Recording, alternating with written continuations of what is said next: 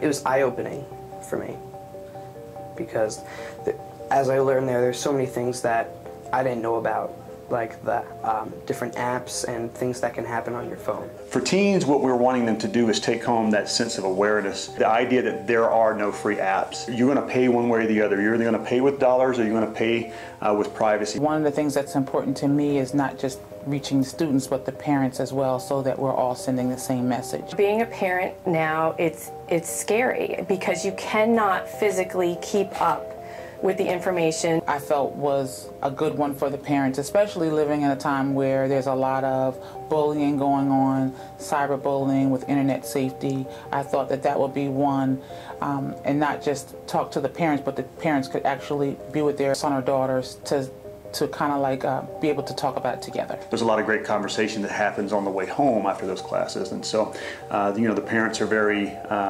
impressed with the class usually. The teens have a lot of fun in the class, and so it works for both. We talked about the different types of apps and the dangers that they can cause, and I thought it was interesting because I didn't know that they can be so dangerous, that you can be tracked by some of the apps. He's definitely going to raise some awareness for both you as a school and for your parents. No matter how involved I try to stay, it goes faster than I can keep up with it. A lot of it has to do with teaching parents how to teach teens to be safe with phones, but the second part of that is teaching parents how to identify certain red flags on the teens' phones. And to do that, you have to have the teen phone to do that. And so, you know, we really teach that it's not a bad thing to be able to have access to that information. It's not an invasion of privacy or anything like that. It's all about being a proactive parent. I cannot keep up with 2 kids who have smartphones. So any sort of information that I can get, especially in a setting where I can sit down and have a presentation presented to me and gather a lot of information in a very short amount of time, is worthwhile to me. It even challenged them to be more active, to take more of an active role looking through their child's phones and any type of electronic devices. He used this example that you are your own brand, and I thought that was excellent, especially with the kids sitting there, because you know, you can talk to them and tell them over and over again how, you know, what you put out there, it doesn't leave the internet. It is always there forever. Being your own brand, that means you are a small company, so to speak.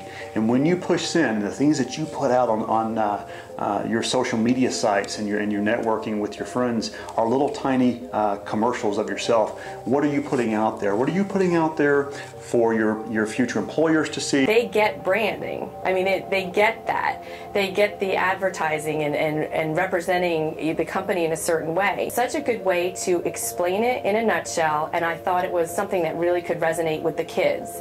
And I thought that was an excellent part of the presentation. It's much more about selling yourself in a positive light.